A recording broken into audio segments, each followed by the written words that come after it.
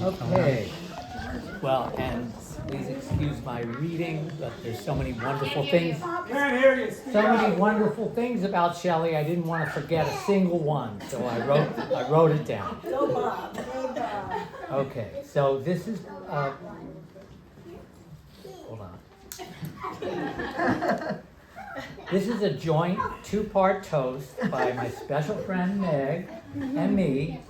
For a decade in the 1980s, we were comrades with our beloved Shelley, along with our dear departed Elspeth and others, in the group with the impossibly clunky name, New Movement in Solidarity with Puerto Rican Independence and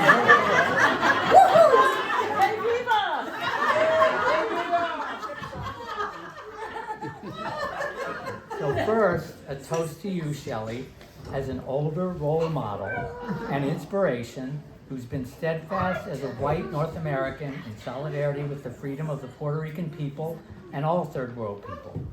And second, to you as a highly principled person who, when faced with a grand jury attack, chose, along with Sylvia Beraldini and the Puerto Rican MLN-5, to spend in 1985, starting in 1985, to paraphrase our dear departed grand jury resistor and poet Terry Bisson, quote, 2 years not being free rather than 2 minutes being a collaborator.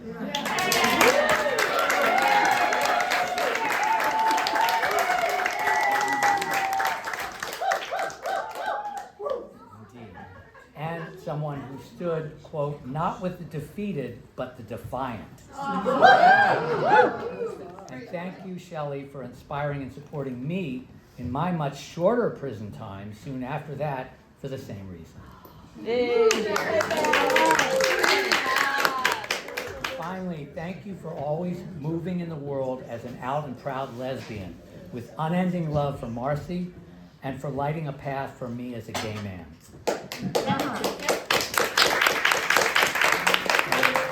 And finally, for co-founding with me and others the important 1990s group Queers United in Support of Political Prisoners, or QUISP. Thank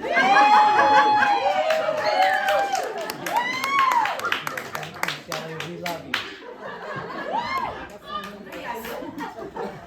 So, when Shelley served her grand jury time, I had the responsibility, honor, joy of visiting her as one of my jobs, actually. I was tasked to visit, and I would sit there with her, and in fact, not everything was great. There was the separation from Harriet, the separation from Marcy. There were things going on for Shelley at that time. And yet, she would find a little bit of humor and a little bit of something else, as well as she expressed herself. You know that look on her face of like, she would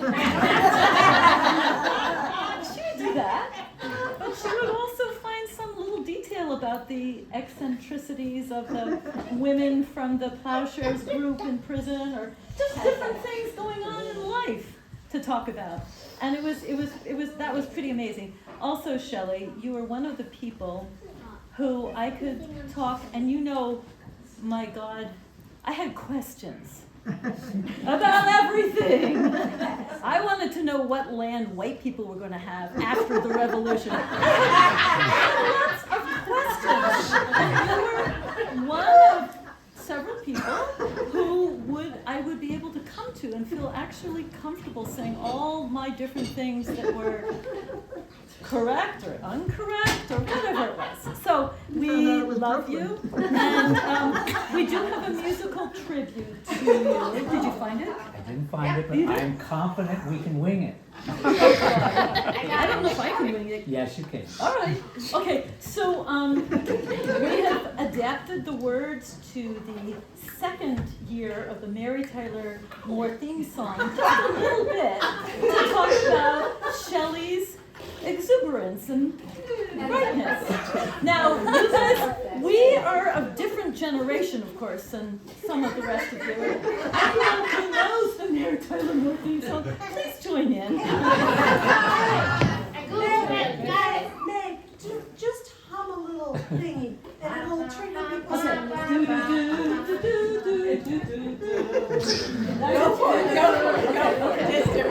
Okay. Okay. You can turn the world on with your smile. You can take a nothing day and suddenly make it all seem worthwhile. Well, it's you, woman, and you should know it. With each and every chant and movement, you show it. Love is all around. Why don't you take it? You can take it down. Why don't you take it? You're gonna make it after all.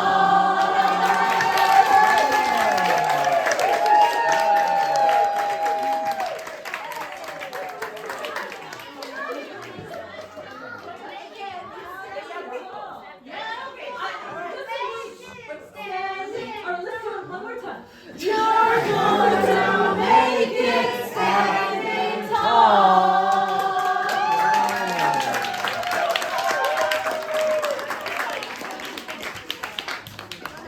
Now we're going to hear from the two young people that Shelley takes care of, Jules and Amel.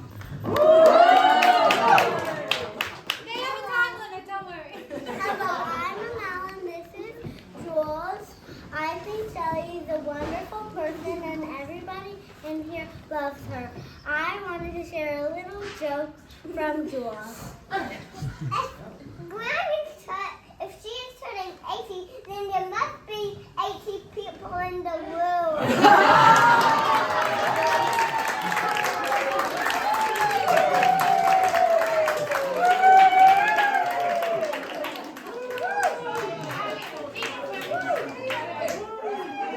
And now, Mary Patton. I have to read something. It's only 30 seconds. This is pathetic. But I have to get the phone. So something else. How far are you going to get it? It's over there. It's over there. Will you do it then while Mary gets her thing? Sure. I just want to say, I'm Kathy. I lived with Shelley in a commune in Brooklyn more than 50 years ago. It was during the Vietnam War, and so a lot of our time was marching against that war.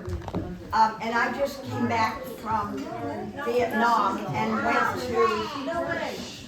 went to the museum that had all of these huge pictures of every button we had during those years, and all the pictures of people all over the world marching against that war. I couldn't stop crying that many years ago. It was so beautiful.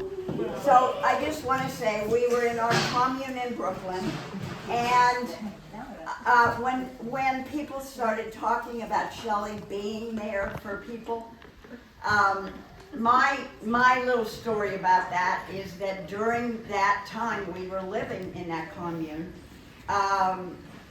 my dad suddenly died, and I told Shelley, and I was just in a state of shock, and she said, "Do you want me to come with you to Ohio?"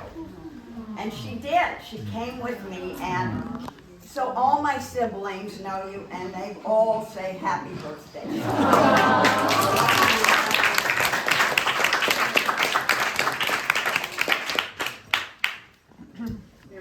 Maybe. This is like, you know, Yeah. shut up.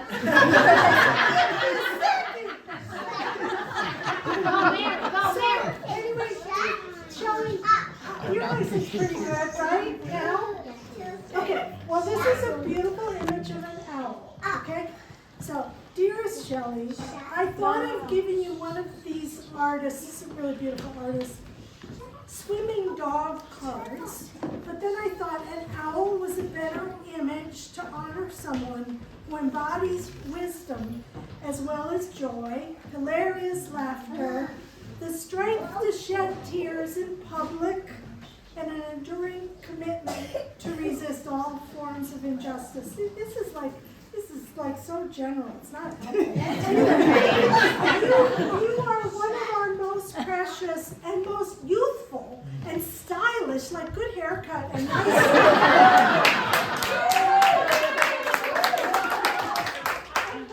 Appropriation of Barbara Zeller's wardrobe.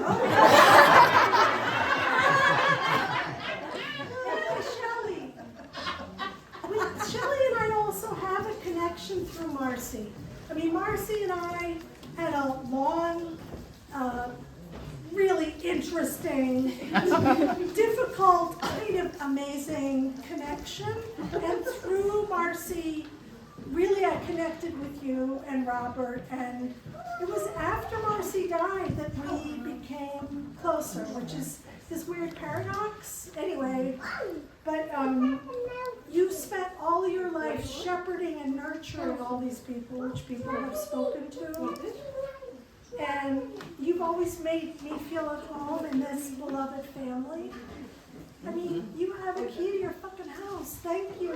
I love you, Shelley. Love you.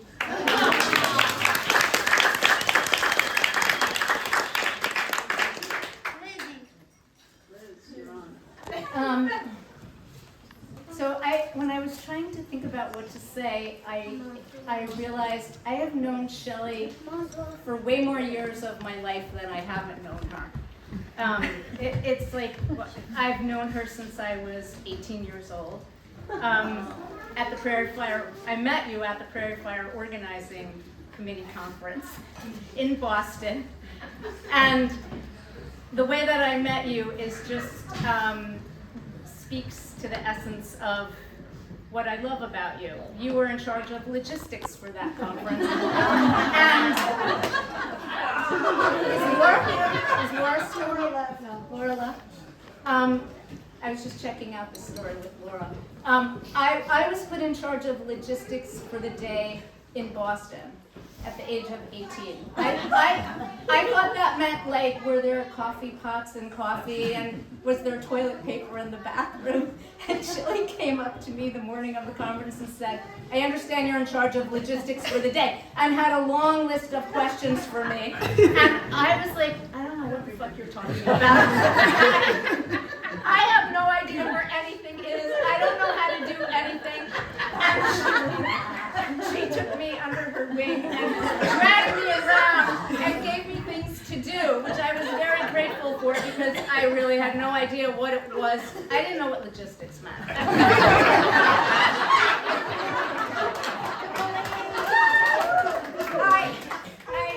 I learned a lot that day, and I swore I would never, ever have anything to do with logistics ever again.